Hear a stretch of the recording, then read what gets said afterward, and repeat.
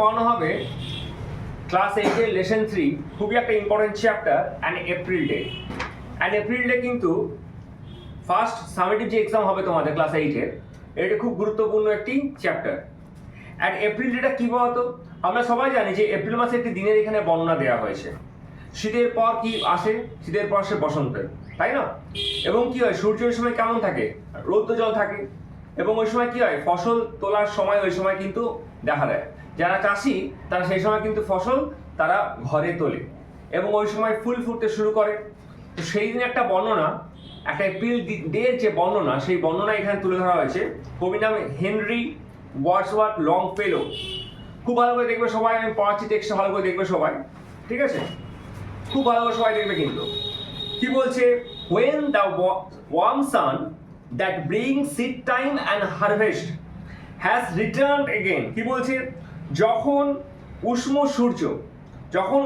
সূর্য আবার ফিরে আসে, বীজ বপন ও ফসল সংগ্রহের সময় ফিরে আসে মনে হয়। মানে কি বলতো, যখন দেখা যায় যে উষ্ণ সূর্য এসছে, তখনই মনে করা হয় ফসল কি বীজ বপন এবং ফসল সংগ্রহের সময় মনে হয় আবার ফিরে এসছে।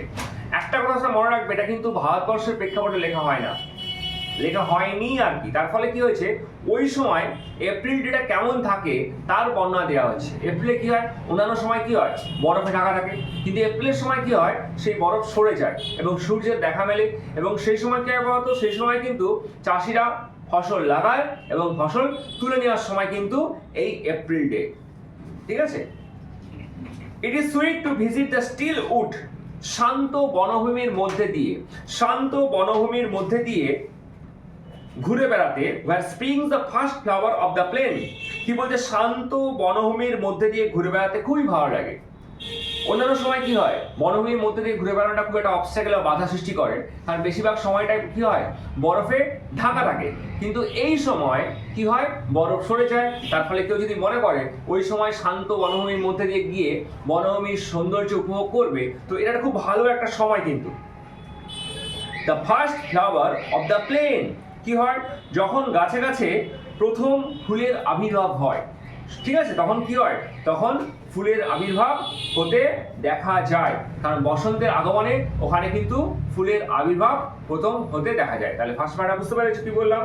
ফার্স্ট পার্টে কি বললাম, যখন সূর্য আবার উষ্ণ সূর্য আবার ফিরে আসে, বীজ বপন ও ফসল সংগ্রহের সময় মনে হয় চলে আসে।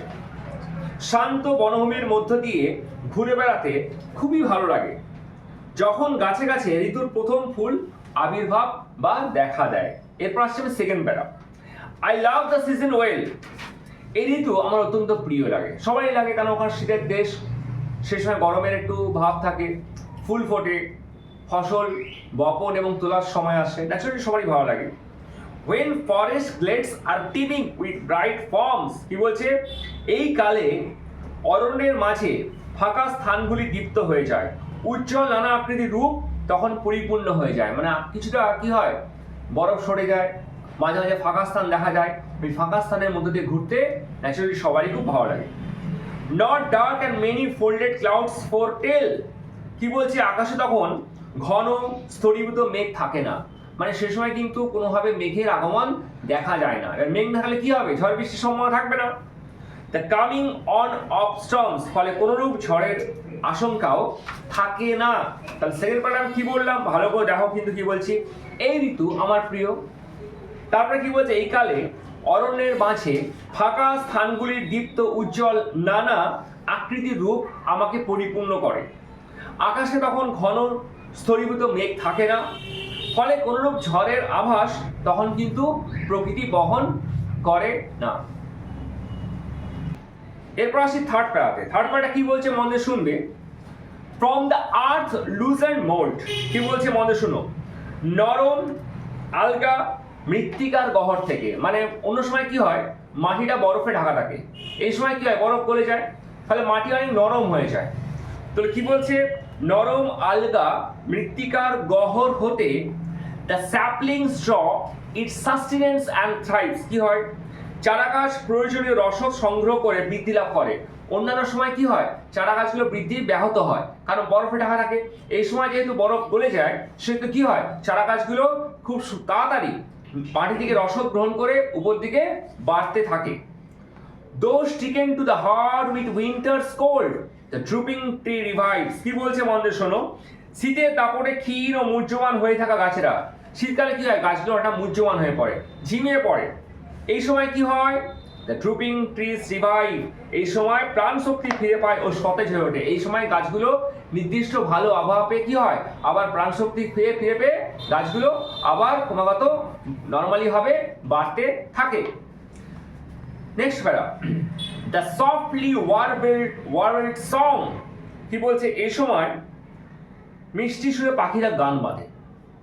comes from the pleasant wood and color wings glance in the bright sun. কি হয়, বনাঞ্চল হতে এই সময় ভেসে আসে, তাদের গান ভেসে আসে ও তাদের রাঙা ডানাগুলি কি হয়, উজ্জ্বল রোদে চকচক করে ওঠে। যখন কি হয়, রোদের আলো তাদের ডানার মধ্যে পড়ে, পাখিদের ডানার মধ্যে পড়ে, তখন পাখির ডানা কি করে, এটা চকচক করে ওঠে।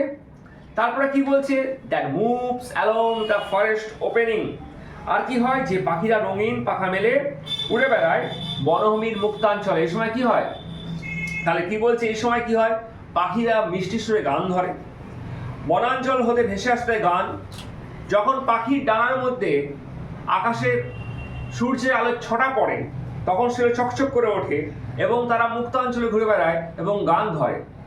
একদম শেষ প্যারায় আসছি, দেখবে ভালো করে। when the bright sunset fills, দিনের শেষে ভাগে অস্তমিত সূর্যের আলো এসে পড়লে, the silver woods with light the green slope throws, বনভূমির রূপলি কি হয়, বনভূমির রূপলি আভায় ভরে ওঠে, বনভূমিটা সূর্যের রূপলি আভায় কি হয়, ভরে ওঠে। আর কি হয়, the green slopes throw its shadow in the hollow of the hill, পাহাড়ের সবুজ ধাপগুলির ছায়া কি হয়, তখন গিরিখাতের মধ্যে পড়ে। কেউ পাহাড়ে গেছে কখনো, দেখবে সূর্য যখন এক পাশ থেকে কিরণ দেয়, তার যখন অপোজিট সাইডটা পড়ে, তার ছায়াটা কিন্তু অপোজিট সাইডে গিরিখাতের মধ্যে কি হয়, পড়ে। আর কি বলছে, the wide the upland gross, এবং প্রশস্ত পার্বত্য এলাকা আলোকিত হয়ে ওঠে। এবং কি হয়, পুরো এলাকাটা কি হয়, সূর্য সবসময় কিরণ দেয়, তাহলে পুরো পার্বত্য এলাকাটা কি হয়, ওই সময় আলো থেকে আলোকিত হয়ে ওঠে। ঠিক আছে, তাহলে এটা হলো তোমার ছিল অ্যান এপ্রিল ডে। এর থেকে প্রশ্ন কিভাবে পড়বে, দেখো বইয়ের কোশ্চেন তো অবশ্যই পড়বে, কিন্তু বইয়ের কোশ্চেন পড়লে হবে না। আমি যেভাবে পড়াই আমার ব্যাচে যারা অফলাইন মোডে পড়ে, তো অবশ্যই অ্যান্সার দ্য ফলোইং কোশ্চেন করবে। True false with supporting sentence করতে হবে, কমপ্লিট দ্য সেন্টেন্স করতে হবে, আর কজ এফেক্ট করতে হবে। ঠিক আছে, আর আজকে এটাই ছিল এপ্রিল ডে। যদি চ্যানেলটা ভালো লাগে ইংলিশ ক্লাসরুম অবশ্যই করে সাবস্ক্রাইব করবে, লাইক করবে, কমেন্ট করবে। ঠিক আছে, এবং পাশে থাকবে।